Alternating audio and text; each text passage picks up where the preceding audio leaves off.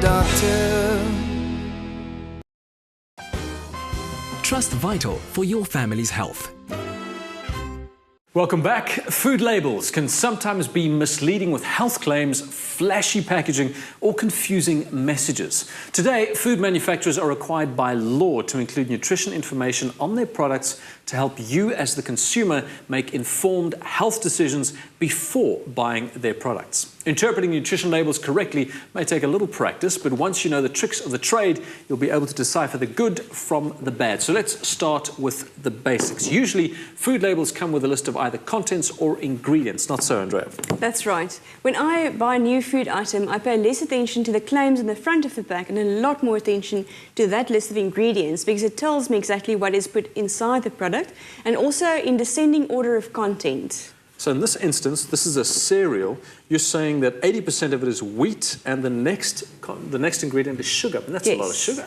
It's a lot of sugar, and we often perceive something whole grain to be super healthy, not realizing sugar is often added. True. All right, nutritional values then, always registered under 100 grams or the typical serving size, in this case 30 grams.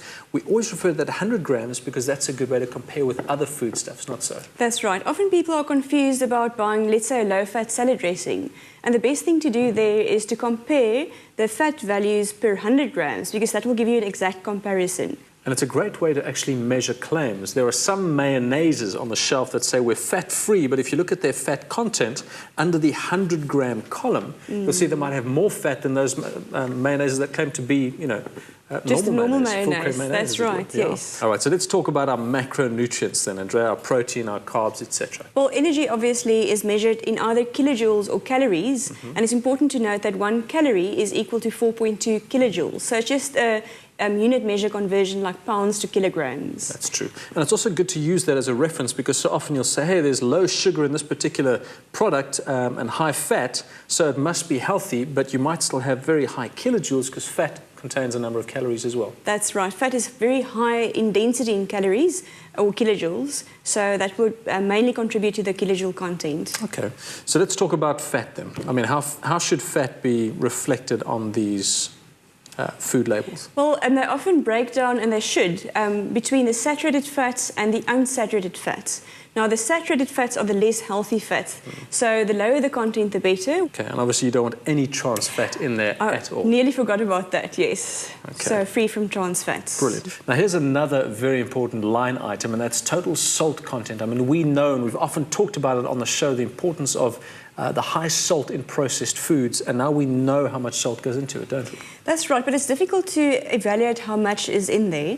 This, for instance, is a whole grain breakfast cereal, and it says 705 milligrams sodium per 100 grams. Now, if we do a comparison with an unbaked, unflavoured muesli like that, for instance, there is 18 times more salt or sodium in the processed breakfast cereal than in the raw unbaked muesli. Wow. So you wouldn't know unless you read the label properly. That's right. Amazing. Claims, always fascinating. I mean, there's a big discrepancy between claims and what often is in the actual foodstuff. Yes, I mean, I find it fascinating, and lots of claims create the impression that something's healthy. For instance, if you look at potato chips, baked, not fried.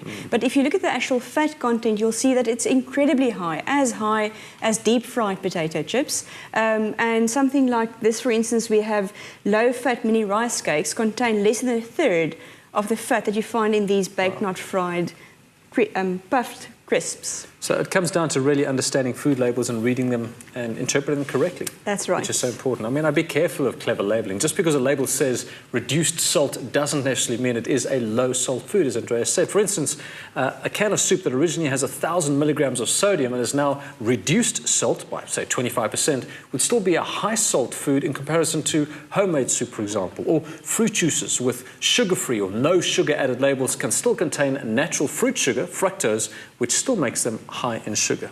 So, you know, as a consumer, we've recently been given the right to know exactly what we're eating. So let's exercise that right, educate ourselves, and make the right food choices.